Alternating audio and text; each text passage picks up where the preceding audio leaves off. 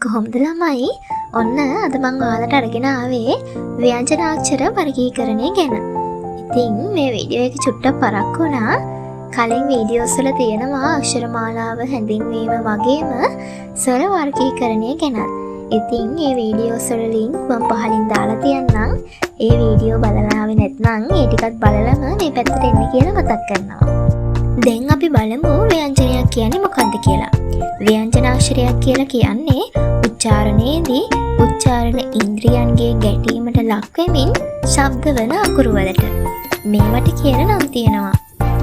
හල්ලකුරු, හසකුරු, මලකුරු, ගාත්‍රාක්ෂර, ගතකුරු මේ වගේ නම් වලින් අපි ව්‍යංජනාක්ෂර හඳුන්වනවා. දැන් ඔයාලා ව්‍යංජනාක්ෂරයක් කියන්නේ මොකක්ද? ඒ අක්ෂර වලට කියන නම් මොනවාද කියලා ඉගෙන ගත්තා. දැන් අපි බලමු මේක කොහොමද වර්ගීකරණය වෙන්නේ කියලා. මම මුලින්ම ගන්නේ වර්ගාක්ෂර.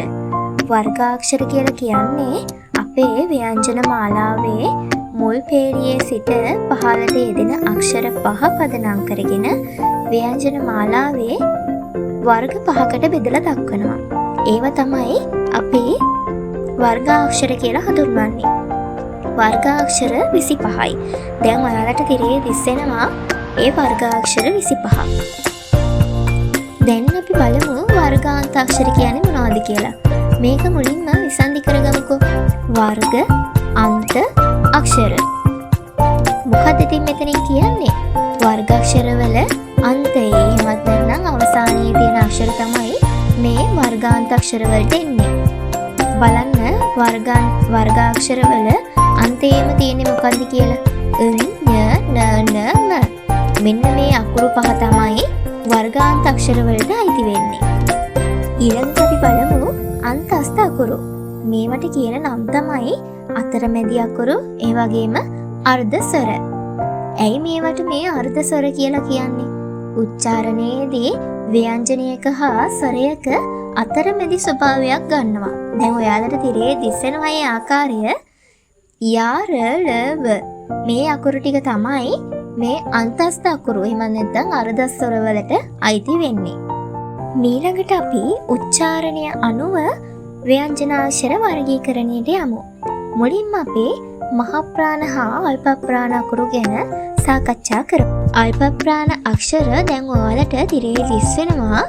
අල්ප ප්‍රාණ අක්ෂරයකට මේ නම යෙදিলা තියෙන්නේ මේවා උච්චාරණයේදී අඩු ආයාසයකින් ශබ්ද වෙන නිසා.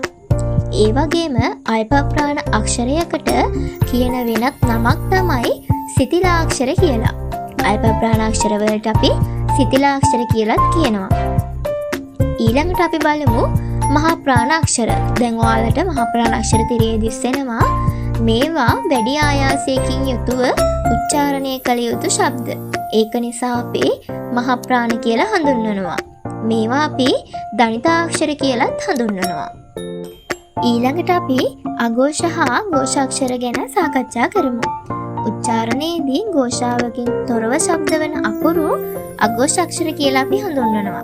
ඒ වගේම උච්චාරණයේදී ഘോഷාවක් සහිතව ශබ්ද වන අකුරු ഘോഷාක්ෂර කියලා අපි හඳුන්වනවා. දැන් ඔයාලට තිරේ දිස්වෙනවා අඝෝෂ හා ഘോഷාක්ෂර වෙන වෙනම වගුගත කරලා.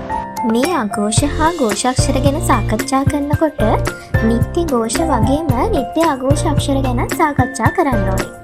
දැන් ඔයාලට තිරේ දිස්වෙනවා නිත්‍ය ഘോഷ අක්ෂර.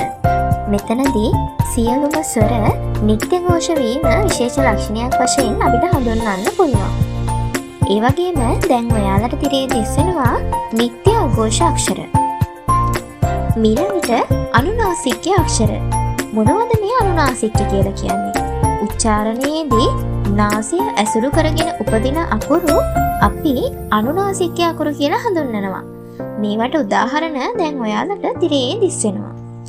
ඊළඟට අපි චූටි කාලේ ඉඳන්ම ඉගෙන ගන්න සංඥක අක්ෂර 5 ගැන කතා කරමු. මේ සංඥක අකුරු වලට අර්ධානුනාසික අක්ෂර කියලාත් අපි හඳුන්වනවා. ඒ වගේම මේ සංඥක අක්ෂර උච්චාරණයේදී නාසයෙන් අඩක් ඇසුරු කරගෙන තමයි ශබ්ද වෙන්නේ. මම ඔයාලට කලින් කිව්වා අනුනාසික අක්ෂර උච්චාරණයේදී නාසය ඇසුරු කරගෙන තමයි උපදින්නේ කියලා.